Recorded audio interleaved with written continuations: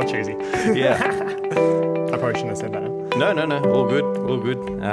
Well, welcome to, this is Access Podcast number 3. We're here at Ondine with Keaton McDonnell. Thank you very much for joining us. Absolute pleasure. Thanks for having me. But, fade out this music first. Yeah. Cool, man. Well, Nice. Here we are. We're at Ondine doing a podcast in your restaurant. Yeah. So it's probably a good place to start, man. How's the journey? Yeah, it's been interesting. You opened up at a very interesting time. Yeah, very interesting time. So Danny and myself, business partner, we were building it for about 8 months, and then by the time we were ready and just waiting on the last, liquor license and health inspections to come through, COVID kicked in. So can you pull the mic so it's like kind of up? Yeah, okay. Yeah, that's good. Is that better? Beauty. Yeah. Awesome. Yeah, so not the ideal way to start a restaurant. I don't think anyone would have imagined it or what anybody wanted. So, but it kind of put us on from the get-go in a mindset to adapt as fast as we could to any problematic issues we might run into as a business, I guess. Yeah, cool. So what was the initial plan and what were the adaptations you had to do? It was always like aiming for a French brasserie. Kind of thing. I guess in my head, I thought maybe a little bit more refined in that market, kind of what it came down to. But I guess the biggest learning lesson from takeaway was what our client base wanted. So more of a slightly older client base. They wanted more like the traditional food and kind of a bit more of a laid back approach and less fiddliness on the plate in a way to put it. So more comfort food based and all the praises and that kind of thing. So it was a good way just to, introduce ourselves to the local clientele and find out, who they were and what they wanted. So it was almost like, in a sense, I guess you're looking at the silver linings as turning a restaurant into a takeaway, but figuring out, what they wanted instead of what we wanted to do or what I wanted to do. So, yeah. Yeah. So what was the timeline? So like you opened and then lockdown, or is like... No, so we were waiting for our liquor license to come through. So we'd done 2 functions beforehand, so 2 BYO functions. And then, just literally waiting for the liquor license. And then as soon as everything started to lock down, I was let go from where I was working. So then just, me and Danny had a conversation and decided we'd try takeaway, and then adapted a menu and built a website and just started from there. And then, letterbox drops and... Yeah, okay. So literally like foot to the pavement. Yeah, foot to the pavement. Sort of deal there. Yeah. So, and then it kind of grew from there. So I think it just started me and Danny, and then Zach, who was lined up to be the sous chef anyway, he came on board. And for anyone who's listening, Zach's just in the background. Yeah, he's just hiding over there.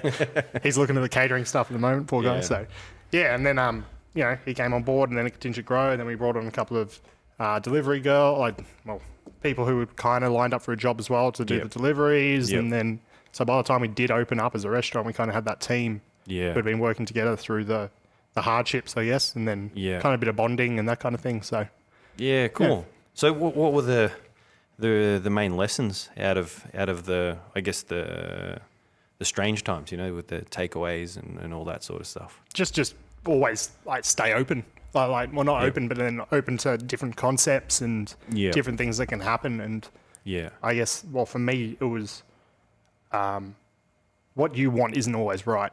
It's more, if the customers want something, it's more important to do what they want than always what your image is. I mean, you kind of need to find a level to make yourself happy and enjoy what you're doing. But at the end of the day, if the customers aren't coming in, it's pointless. Yeah. So, it's no point fighting. So did you have some rude lessons in that regard? Or? I guess it goes back to, I kind of like what I had in mind for the restaurant and, or my perception of what it was going to be, I guess was wrong, also, I guess, first business, learning like what you need to do.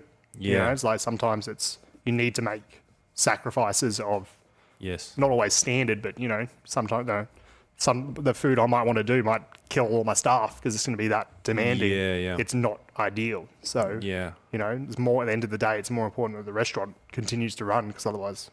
Yeah, cool. So, and I guess you've had the full commercial cookery journey, haven't you? You like in terms of, entry level position, apprenticeship, head chefs, and things like that, and all the way through to business ownership. So maybe if we could backtrack to your apprenticeship. Yep. Tell us a bit, like how you got into it and how it was for you. So going well back, I think we figured out. I think it's 18 years this year.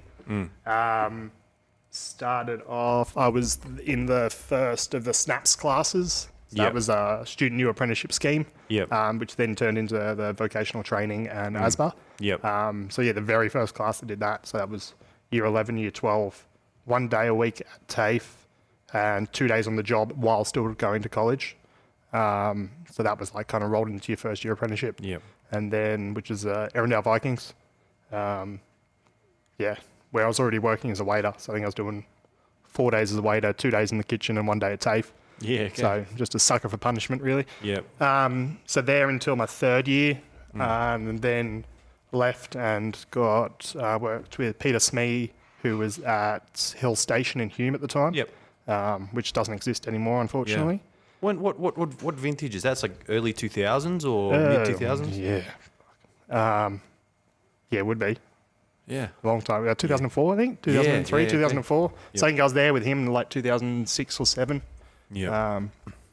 So there, finished, got signed off with him, and then went and travelled for a little bit, and then came back to Canberra and just did the, return to Canberra poor. Just work as many jobs as you possibly can until you make some money and then find someone to work with. Then ended up at Flint. So started off there as just a commie or a chef de partie, I guess. And then stayed there. I think I was there for nearly 3 years until ended up running the kitchen. So that was my first head chef job. And Grant kind of went into businessship and opened Flint and the Vines out at Shaw Vineyard. So I was like kind of left in the city to run that shop until it burnt down, and then okay. So the did you enjoy your apprenticeship? Yeah, I did. Yeah. So old school, I went through TAFE, CIT. I guess with I say with like old school teachers. I guess you know what I mean. Like I had Patrick Rubinson and Roger and all that kind of stuff. So it was if you didn't turn up with your neckerchief and your Chef Jack and I, and you got sent home. So it was like the old school way. And then obviously dodging Dad while I was there. So didn't want to try not to be in his class as much as possible. So which was always good. But we've talked before, and I've read an interview. Your dad's quite an inspiration for you. Yeah, without doubt. I mean, growing up with a culinary teacher. And even school holidays when I was in primary school and high school. Well, mostly primary school, would go to CIT and hang out there instead of going to after school care kind of thing or holiday school care. Without doubt. I mean, you can't grow up, I guess, with a culinary teacher and be interested in cooking without, following him around. Like tied to his apron strings. You grow up with good food and that kind of thing. So food and cooking were always a thing for you? Or? Yeah, I guess I don't think it really helped a lot in the kitchen. He was a chef, so and he spent his days teaching people. So when he got home, he didn't really want me in the way, I guess. But food was always good and important, and he always knew I was interested. So, but I don't think it wasn't a lot of. Cooking a lot at home, I don't think. It was more just watching and enjoying good food. And, it was like, I think it was more likely we were watching TV, like cooking shows at night time than any other stuff. So, it wasn't like, so just that. And then, he didn't particularly want me to be a chef, but, since when does anyone listen to their parents? Yeah, I reckon. So, any lessons or advice you would have for young Keaton? If you were to get in a time machine and talk to him back then? Don't know. Sometimes I think, I'd go back and tell him not to do it. But then other times... then other times I'm like, I don't know. It's pretty good. I mean, you see... It's a bit of both, It's like... It wasn't... I did, I grew up during did my apprenticeship and then while going to London and stuff. It was during the bad times in hospitality, it was the yelling and screaming and, it wasn't the supportive, good lifestyle. Well, not good, but, better, that we have it now. It was, you turn up to work early, you leave late. You get your merits from working harder than everyone else, not from, developing your skills and that kind of thing. So yeah, okay. Yeah. So, well, I guess that's a good subject to get into. So maybe if you could explain a bit what it was like back then. I guess you don't have to name drop or anything like that, but or situate any of the stories. But and I guess maybe what you see it's like now, and how it's changing. I mean, it's much better now, which is good. And it was like, almost how it should be. But I mean, it wasn't too. My apprenticeship was good. All of my employers during my apprenticeship were fantastic, supportive, made sure your hours were right and that kind of thing. Yep. Wasn't really, I guess, until Flint where it was just that the mentality of you're there till it's done. Yep. And, it was like kind of it wasn't always like there was the yelling and screaming from the uppers kind of thing. Yep. It was like, shouldn't defend them at all, really, should I? But it was just like, it was, come in early, leave late. Yes. There's you get your pat on the back for doing more. Yeah. Not from, just taking care of yourself. Yeah. You're sick and it's like, oh yeah, I'm sure you're fine to come into work. And you're like, I don't know. Yeah. It's like, I should be at the doctor's right now. It's like, oh no, just, you have to be here to do it. So, yeah. And then London was just a whole nother kettle of fish that. Yeah, I've heard some stories that it's just brutal over there, like full sabotage, section sabotage, people turning off your ovens and stuff. Yeah. So I mean, the guy, when I was working at Flint, that's where Grant had come from. He'd come from London and then from some restaurants in France. Yep. And it was like, his story is like, people just throw your prep out when you're not there. Or, you have to peel echelons in your locker room and hide them in there because somebody would just stash them all. And even London, it was stashing equipment from each other. And what was the size of the crews over there? Max, it was 22. Yeah. And minimum, it was 8. Yeah, right. But we literally had a month where somebody walked out. We went from 22 to 8 in a month just because everyone kept walking out. Yeah. Okay. So you literally turn up off a day off and just ask who wasn't there anymore. Yeah. So, just an absolute nightmare. And it was never about bringing up the other staff. It was just about making sure that you were done. Yes. And then, and that came from the top. Yes. It was just it was no support at all. Yeah. So, and it was just fear. Yeah. All the time. Forming into a leader in the kitchen, did you find you had any of that in you?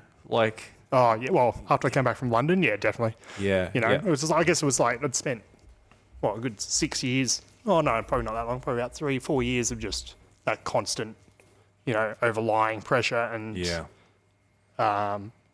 that's just how I saw mentors, which, use that word loosely now. Yeah. But, it's the people that were above you. That's how they treated you, and that's how you base your management because that's what you've seen. Yep. And it took, a good amount of time, a good amount of conversations with people to, change away from that and then realize it's wrong. Yeah, which is which is no good. So. Yeah, so there was a full watershed moment where you're like, oh, I've got to change, sort of thing. Yeah. Yeah. Okay. So. And so, well, what's a healthy kitchen like now? In terms of, I guess hours and duties and things like that and interactions. Yeah, I mean, it's all about I guess for me, it's trying to make sure that all the staff have the opportunities and feel comfortable with having a life outside of work as much as they do within work. I'd never asked for a Saturday off. I missed weddings, birthdays, funerals, absolutely everything because I didn't want to go and ask for a day off. Yeah. It was work was more important. You get invited to somebody's 21st birthday and it's on a Saturday night. It's like, oh, sorry, I can't. It's a Saturday. It's you just don't ask for Saturdays off. Yes. And then, I make sure that the kitchen has the flexibility and the staff now that when any opportunity, they want a Saturday off just to, they're stressed. It's like, yeah, sure. There's somebody else who can cover it. We can make it work. Yeah. Because you shouldn't have to. Yeah. And it's about, it's staff retention as well when it comes down to it now. So making sure they all feel comfortable enough just to be, hey chef, can I have Saturday off? I'm like, yeah, cool, whatever. And for me too, yes. I own the business, but at the same time, if I want to go for dinner, I want to be able to go comfortably. Hey guys, I'm having the night off, and they just be like, okay. Yep. everybody's important, but nobody's integral to make sure everything works. 'Cause it's just silly. Yeah. Because the pressure just builds up. And it's, So did you always have like a pretty clear idea of that you wanted to own a restaurant, or like what was it like when you were a young buck there working your way through your apprenticeship? What was the goal? Actually, well, no, I was the complete opposite. I always had the mindset of just run the kitchen. Yeah, okay. Just because don't have to deal with all the extra stuff that's on top of it, like running the kitchen's enough stress and complexity on top of it. I mean, like, to be honest, I wouldn't be able to do this without Danny. Like, So you've got you're co-owner with Danny and Abel, is it? Yeah, cool. Yeah. So Belle's a bit of kind of like comes in, helps us take care of the wine list and that kind of thing, and Danny's here day to day. Yeah. Pardon me. But yeah, like when it comes to the books, like if it wasn't for Danny and like all the organisational stuff, I'd be absolutely hopeless. Like it's always been one of my weakest points. Which I just zero interest. I like much prefer to be in the kitchen, cooking than looking at spreadsheets and all that kind of stuff. So I guess at a certain point it gets about surrounding yourself with the right people, isn't it? Yeah, in a sense. Well, it's like and then it's especially when you're going to do a business now, you have to have somebody there to help you and make sure. Yeah, right. That's like the person who's going to be supportive in the opposite sense. Yep. It's like same as you put two people who just want to be in the kitchen. Yep. Nothing else is going to get done because all you want to do, you're just going to be in there all the time. So yeah. So what flicked the switch from cooking to business ownership? I guess it was like working for Ben at Aubergine. Didn't really see where else to go next and upwards outside of owning my own. Yep. I guess like didn't see many options for another business or another restaurant that was going to be beneficial isn't the right word, but the next step upwards outside of So just career progression, basically like life progression. And then I think there's the point with everyone, you've worked for other people for long enough that you just decide to work for yourself. And that's pretty much when it ticks over. It was like, even like the whole time I was at Aubergine, I was very much happy just running the kitchen. Yep. So I wouldn't mind unpacking your time there because I'd imagine there'd be some pretty cool experiences. But I forgot what I was going to ask you. It was a business. What were we just talking about with the business? How dare me? I just business partners. How you work together. That's right. So a young person that's working away, maybe they're in like a leadership role in a kitchen. How do they position themselves to get into a business?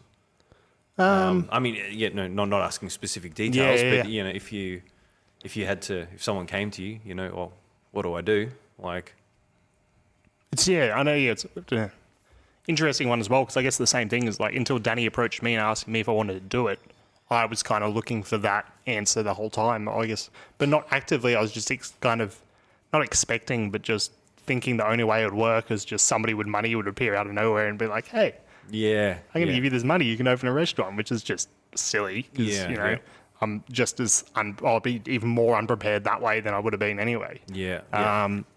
So did you, if you don't mind me asking, did you have to financially prepare, like in the long term for it, like in terms of saving up or? I had some money saved away. Yep. Though pulled out, and then I guess we found the site from finding the site to opening. It was over 12 months. Yeah. So like we were working on it the whole time, and luckily we didn't. We our landlords were supportive in giving us like time to get it ready. Yeah. Especially because there's a few issues with the liquor license. Yep. So we could just save up, but I mean, I think my final input into the business was put on the credit card, and that was it. So and then a loan taken from the bank. Yes. And we did like majority of the build by ourselves. Yep. So we tried to do it as cheap as possible because it was. Don't have much money. Yeah. I think I bought a house the year before as well, so I definitely didn't have any money. and then you just keep going, and then it's the same thing. I guess you risk everything because you got to risk it sooner or later. Yeah, that's it. It's sort of someone close to me always says, at a certain point you just got to back yourself, isn't it? And it sounds like that's what you guys did. You sort of believed in it enough, and exactly just backed yourself, and for the most part, it looks like it's paid off pretty well, man. It's it hasn't been the easiest of 2.5 years, but So have you settled in after the craziness of the past couple of years? I think so. Almost. All right. Well, I'd like to say yes, but I mean, you guys seem, when I come here to see Savannah on Fridays, always busy. People still here from a long lunch and stuff, and it's always ticking along well. I mean, we did start a catering side of the business earlier this year. Which is that's Vesta. That's Vesta Catering, Cool. So that's definitely helping. And it's, to be honest, it was something we had to do. Yes, it was like we had a dreadful January, February. Yeah. It was almost like lockdown without it being a lockdown. Like was that Omicron? Yeah, it was induced? Omicron. Yeah. So and I think a lot of people going away and that kind of stuff. It went backwards for us. So we decided to do that, and we were very lucky in finding some contacts in some corporate sites quite easily, and then we just did what we did. We a good product, like priced well and without trying to rip them off. Yeah, and it seems it worked because it's been 5 months now, and we're just getting busier and busier with the catering side of things. So that's cool. Good. And then seeing the restaurant get busier as well, obviously, as winter's kind of hopefully disappearing. So.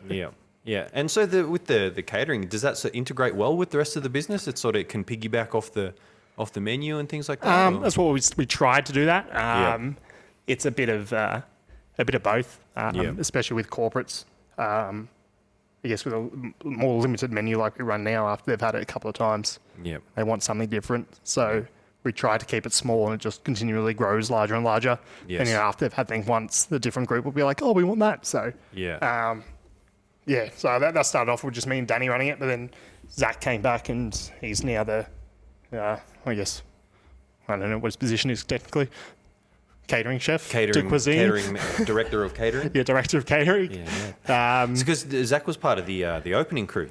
Yeah, he was opening crew, and then we started off as sous chef, and then had to become head chef for a few months after I decided to disappear myself for a while, and then the most brutal workplace accident I've had happen in my close circle. I think that's the frying of the foot. Yeah. So what happened? If you don't, I put my foot in a deep fryer. Yeah.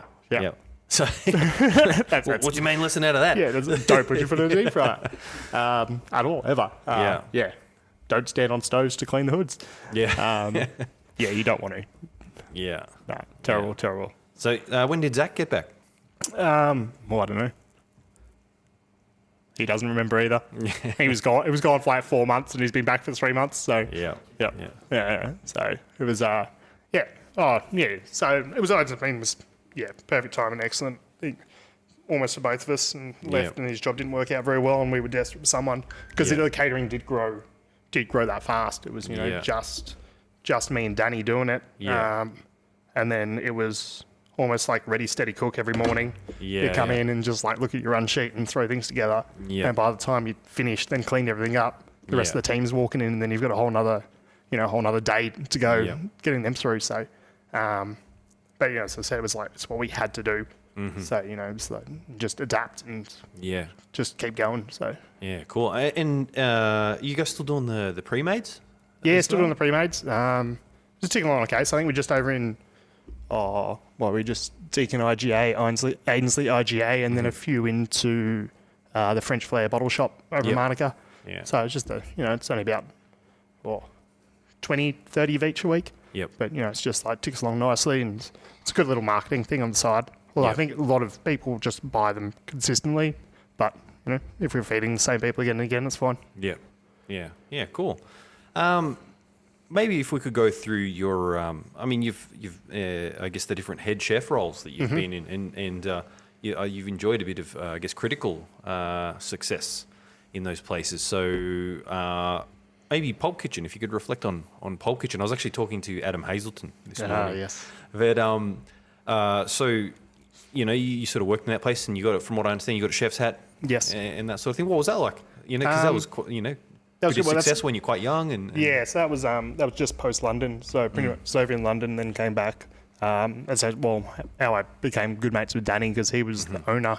He just bought it off Christian Horberg while I was in London, and then I got a phone call from him asking because like he found out that I was coming back shortly. Yeah. So I got back and interviewed for that and got the job, which was post London. Very high strung, I think is the nice way to put it. Yeah. Quite stressed. Yeah. So came back and then high goals for what I wanted to do or what I thought was, what needed to be done.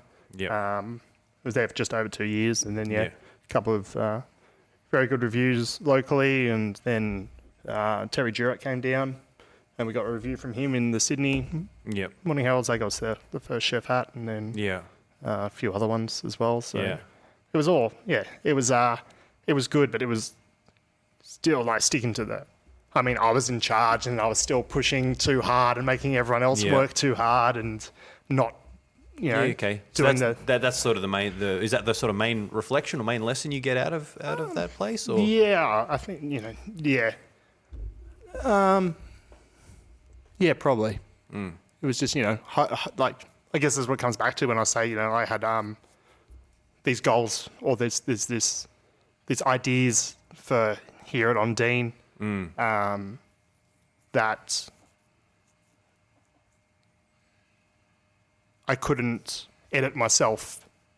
I could edit myself here to make it work for everyone, for the customer base, and also the staff. While I was back at Pulp, it was, no, it's like, this is what I want, this is what we're doing it, even if I'm burning everyone out around me and, Yeah, okay. So, but that was like, what, 20, 25 at the time, so I had more energy than I knew what to do with. Yeah, and, that's it. Get to work at 8 o'clock in the morning and leave at midnight, it's perfectly fine. So, but then expect everyone else to do it. That's where it gets wrong. Yeah.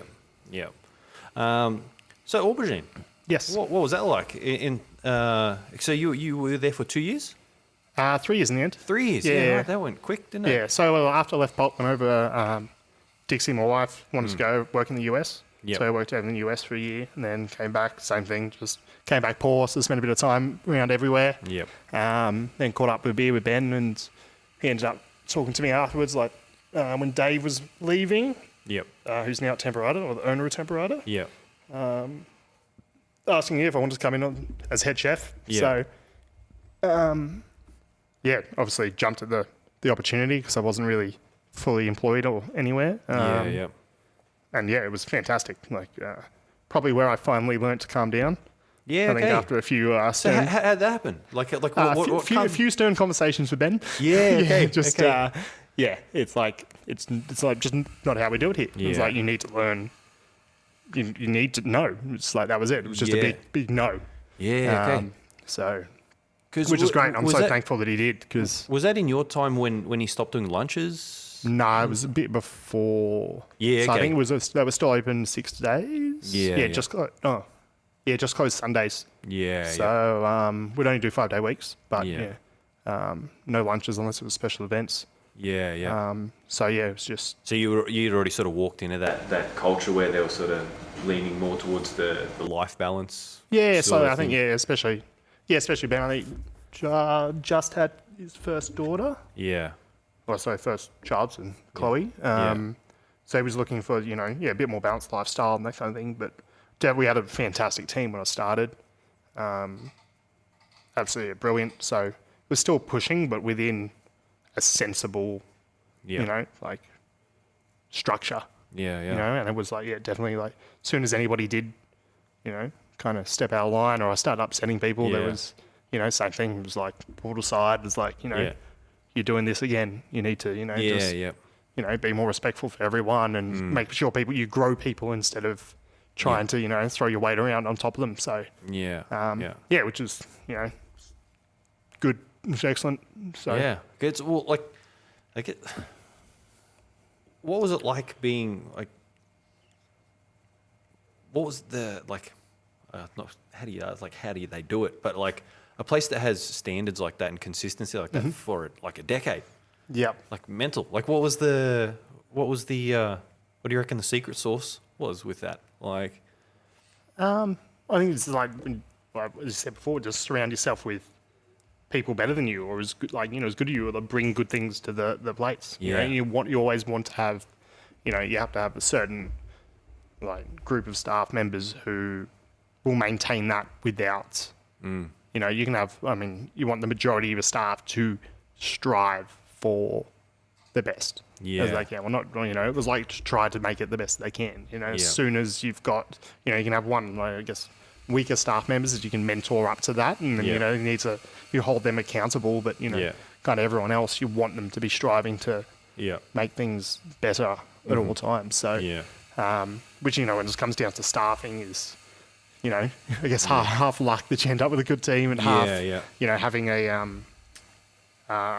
reputation to find the people, to come to you as much as anything else. So, that's it. I think it's once the team is good, it's sort of people gravitate towards it, don't they? Yeah, definitely. Yeah, I guess like talent attracts talent when it comes down to it. So, but then it's it's all about using the best produce you can get, and then treating it as simply as possible. So which is it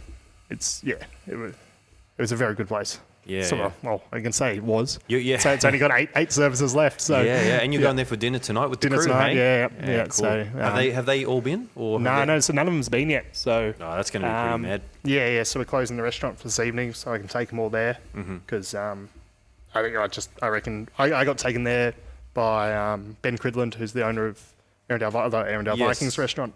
So he took us there when I think we're doing renovations in the kitchen, and he was like so this is like way back in the day. Yeah, way back in the day. Yeah, so I would have been, I think I was 17 at the time. Yeah. Okay. Was this was that like Ben owned it at that time, or was that? Yeah, Ben still had it. Yeah. So it was I think he would have.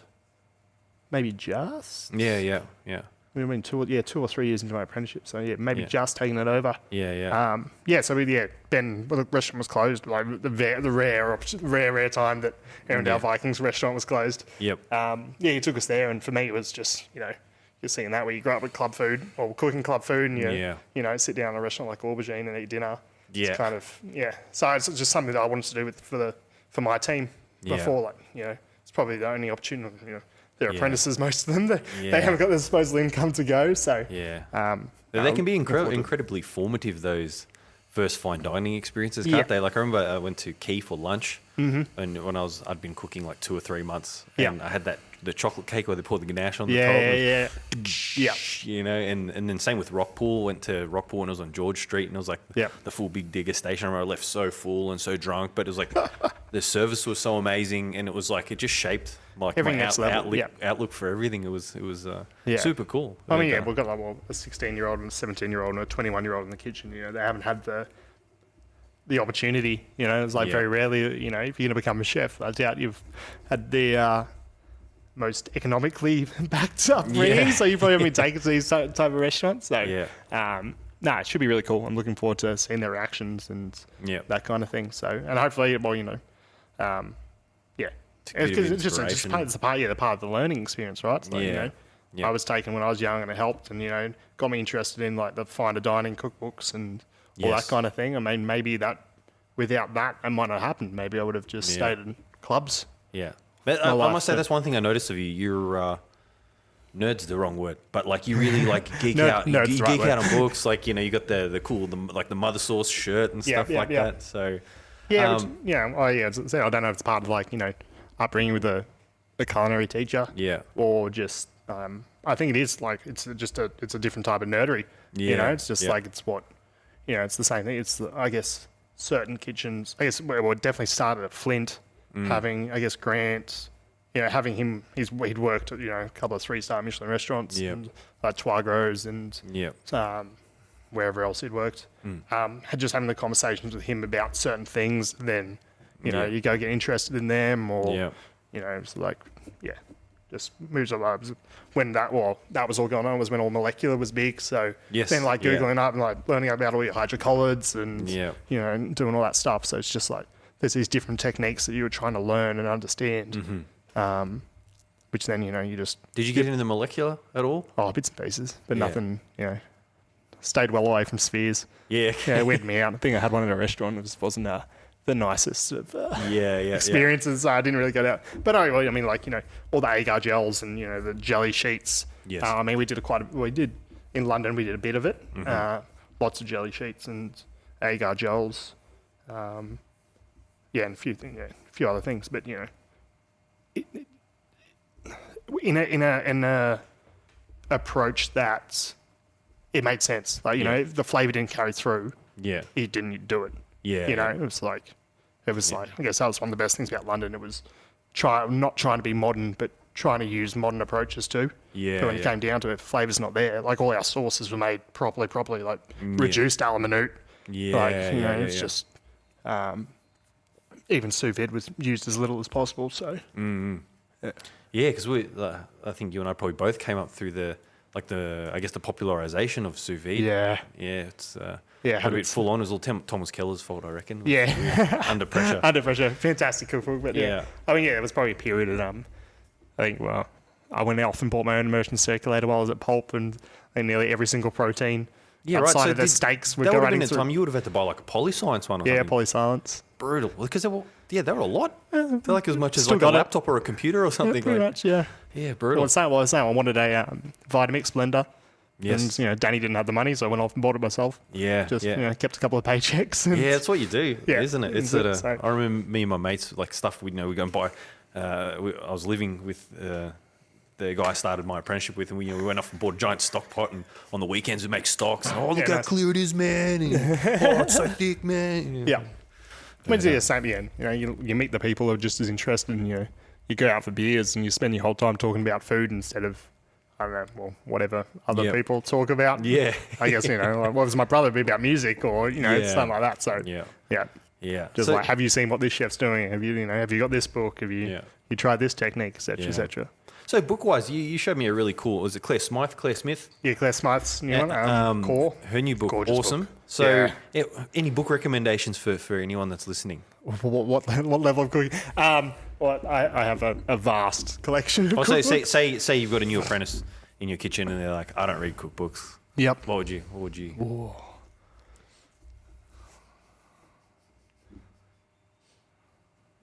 There's like a million. Shut up, Zach. There's literally a million. I mean, it's like, because there's so many different like skill levels and, but honestly,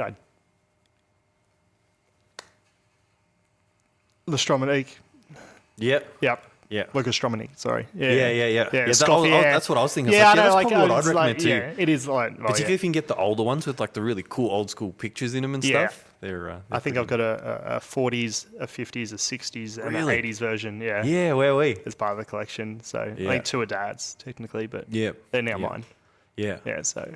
I mean, like, even like the old TAFE cookbooks, which is all Tedesco based now, which is nothing wrong with that, but it's like on cooking, whatever it is. It's like, they're at least, or Le Repertoire, because a lot of it's outdated. I mean, this is, get into this argument with or conversation with people that's like, a lot of it's, well, my cooking style is more based on all the techniques because I was taught them properly and taught the history behind them, that kind of thing. And there is ways to do it differently, but it's just it's I guess I'm a stickler for it. And then it's like, well, I think I was having a argument / conversation with Adam Hazelton the other day about what exactly is a Wellington, and he knows how to trigger me pretty well. So I almost hit him. But what did he say your Wellington was? Oh no, I think he was just trying to piss me off. But it was anything wrapped in pastry. I think that was it. So it was just like you can use filo, right? Yeah, I wouldn't be surprised. And it's like well, what's the difference between a beetroot? And it's like, well, it can be a Wellington if you got duxelle. It's like, but it's like, oh no, I actually think it started with pork loin wrapped in something of lettuce, and like, that's a Wellington. It's like, no, it's not. Anyway, let's not talk about Adam. Yeah. I'll have to wrangle him for an episode. So the other day I ran into you at the boathouse. You were helping Heather Kovacs get ready for a competition. So you've got quite a history with competitions too. Do quite a bit. So if you could tell us a bit about that, and tell us a bit about your competition history first. Well, yeah. So I guess having a culinary father or a teacher, it's so when CIT was supportive of all the competitions, I obviously became aware of all of them as they came up, which is very. I mean, I think it was back when, God, when I was an apprentice, it was.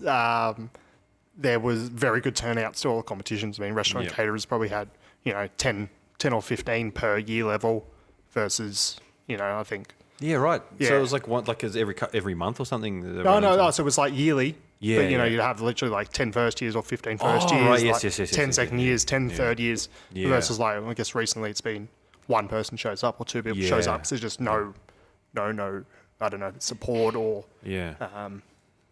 Advertised properly. I don't think what's HTN? I don't know if the restaurant caterers competition goes I think anymore. It's like ACF and Nestle. Nestle Golden Chef that's still going. So that was but same thing. I think there was 2 competitors turn up to Canberra, and then that was got to the finals or nationals 3 times for that. Yep. Pardon me. Restaurant caterers, same thing. Got to nationals quite a few times. Yeah. And then moving on from there, when with ACF, Neil Abrams, who used to be executive chef, then F&B manager at the Royal Canberra, he was part of the Australian national team. Yes. So just obviously being at most of the competitions, got encouraged to then go for more the food show ones. So Oceania Fest, which is the big one, which is over in Perth. So when I did that first time as a team, it was Dan Hurley, who ended up also being in the national team, and 4 other apprentices? 3 other apprentices. Yeah. 4 other apprentices. So we went over there in a team, competed in the salon culinary. Yeah. So it's 70 plates in 5 hours. Yeah, wow. Scratch to finish, 2 course. Yeah. And that was great. It was really good. Then the next time I went over, went for Apprentice of the Year, which was 1 static, 3 hot dishes. So ended up winning that. So Apprentice of the Year. Yep. And then got asked to join the Australian junior national team. Yep. So I only did 1 competition with them, but that was fantastic. So yeah. And that was it. So overall, enriching experiences? I thoroughly enjoyed it. Yeah, cool. So what do you what's the biggest things you can learn out of those sort of things? I mean, it's like, I think a lot of people don't like it because it's not like working in a kitchen.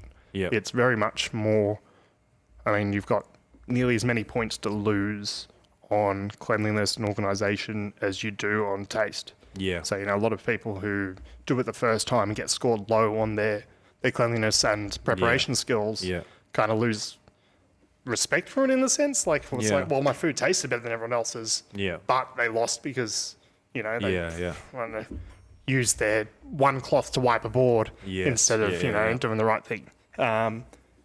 It just, I think it kind of, it's you by yourself, and especially as an apprentice, you're putting yourself against a score sheet in a sense. So, it's like trying to work toward, like,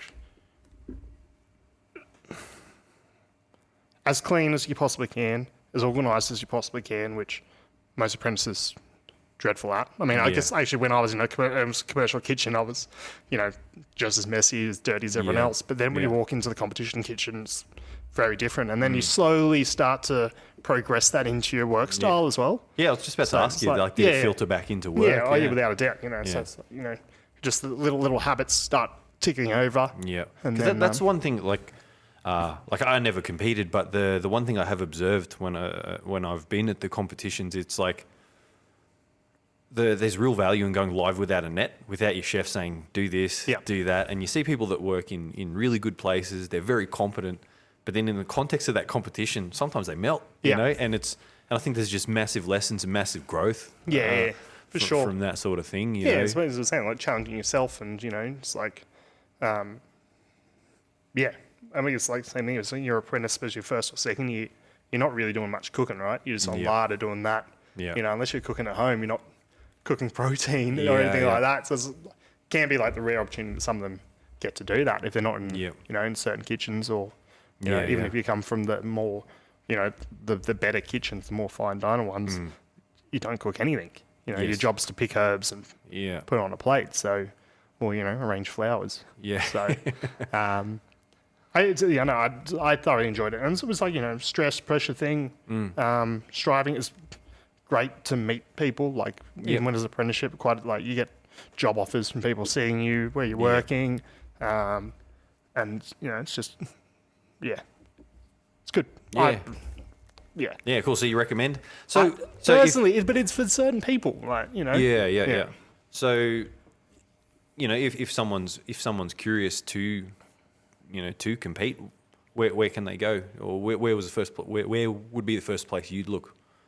Like in this day and age. This day and age, yes. So Golden Chef would definitely be the first one to go for. Yep. It happens. When's that? It's about, I think it's June or July each year. As I say, it's not really promoted very well through CIT these days, so it'd be probably keep an eye on their Instagram or, you know, social media stuff. They're also very good partners with ACF, so they kind of run it hand in hand.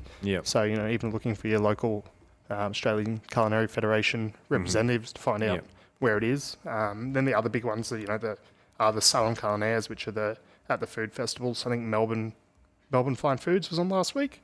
So that's where... and anyone can sign up for that? Anyone can sign up. So it's all posted up on the web with all the rules and that kind of thing. And you can just turn up and have a go, which is good. You know, Golden Chef is good because you get, like, you know, obviously you've got your regionals and you get some structure and some individual, like, feedback from the judges versus going up into the, you know, live performance in a stadium. Well, you know, it's more, you know, in a function hall with people watching. It's probably a little bit better doing it in a friendly kitchen. Yes. Yeah. So, Yeah, cool. One subject I'd like to touch on is mental health, I guess, and maintenance of it. You know, in terms of, I asked this same question of Mal and Seb at Pilot, and you know, it's high pressure, high expectation environments. You know, how do you manage it, if you don't mind me asking, and how do you manage it within your team? You know? Me personally, I don't manage it very well. Something I'm dealing with at the moment. Okay. So that's sorry if I've... No, it's fine. No, it's like it's like a building thing for me. I think definitely from working in those, you know, those kitchens I was talking about before, where it was aggression based and that kind of thing.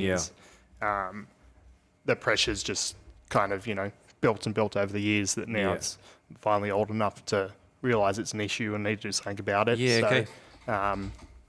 Even if I start with talking to your GP because they're the best person for that anyway, and then try to figure out what works for you. And then just the last 2 years have been, you know, hard running the business and everything like that. So you can, there's always people there to help anyway. And then with the staff, as I said, like, you know, try to make sure it's the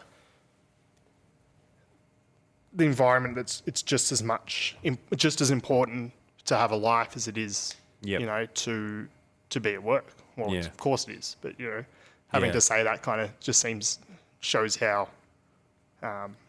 strange the industry is sometimes, I guess.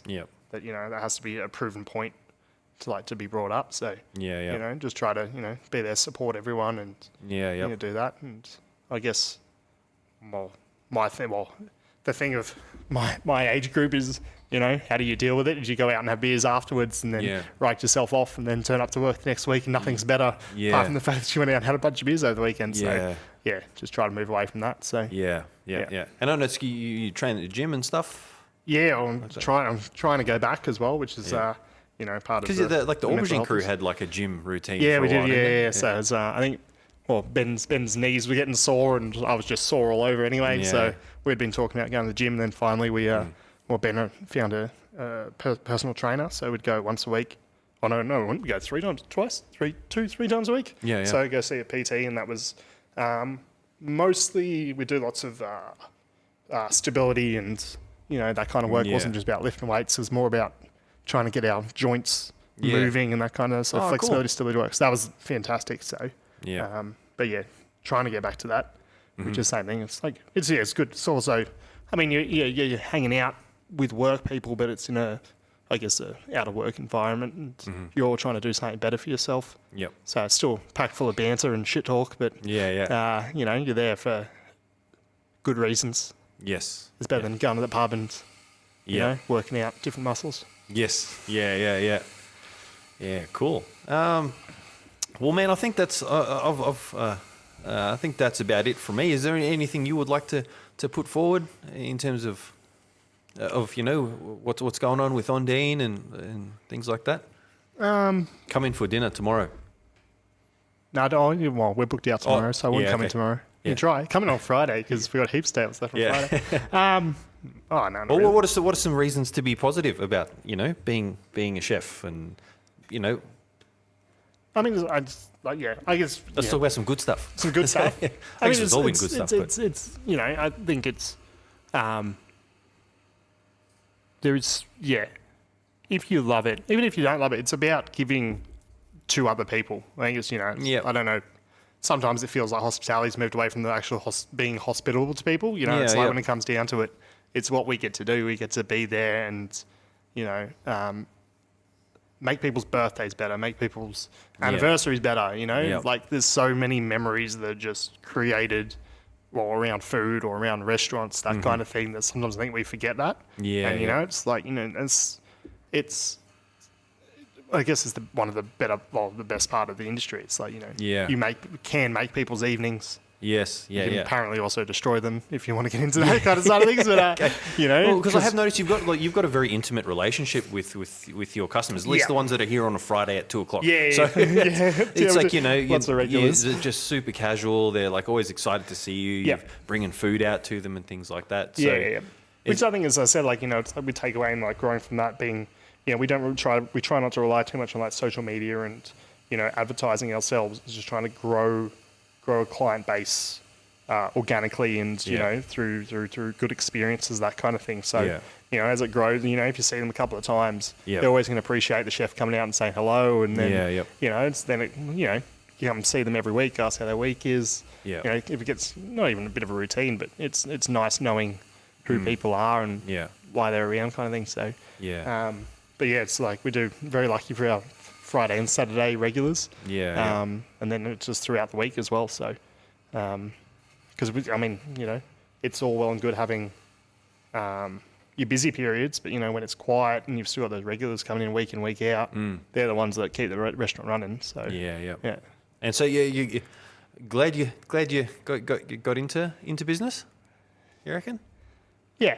Yeah. It's been a good challenge. It's been an excellent challenge. Yeah. So it's saying a little bit. It's not really new anymore, but I think looking back, there's things I could have done to be more prepared. Maybe I should have stayed in school an extra 6 months and studied a bit of business economics. That would have definitely helped. Definitely, if I had the opportunity to do college again, I'd definitely do business. Attached to it. But it's as your knees get sorer, your back starts to go and all that kind of thing. So, God, I'm only 35 and that's what I'm complaining about. But I spent 18 years on your feet. And it's kind of, it does happen. So, and then it's the same thing. It's like, having the apprentices and being able to teach them is just as important now as anything else. So. Yeah. That and I guess that's probably feels very meaningful too, huh? Like when you're seeing people grow and facilitating their life journey. Yeah, going back to Adam, I think, he started with me. Oh God, how old? He was 16 or 17 when he first started working for me, the poor thing. Yeah. I think he's 25 now, so. Yeah. Is he 25? Oh God. It's just see them like, we're mates now, but it was it's I guess it's a pride thing, right? Like seeing them grow and take care. Like no matter how much of an annoying little brat he is. Well, he's not very little, but he still looks really young. I was looking at him today. It's like I don't know, does oil of Olay every morning. Yeah, I reckon so. Yeah, that's Yeah. Yeah, it looks good. But, it's definitely a few moisturiser routines that go on there. No, yeah, but you see them, and then he's a head chef now. It's like and it's like running his own kitchen, that kind of thing. And he's it's a good dude. Yeah, won't say he's a good chef on recordings, but him and his beetroot Wellington. Beetroot Wellington. Yeah, cool. Well, dude, thank you so much for having us today, and thanks for your support over the years too with us. No problem, man. Thanks for your support. We'll hopefully do this again someday. Yeah, we'll do. Thanks, Easy. mate. Thank you, sir.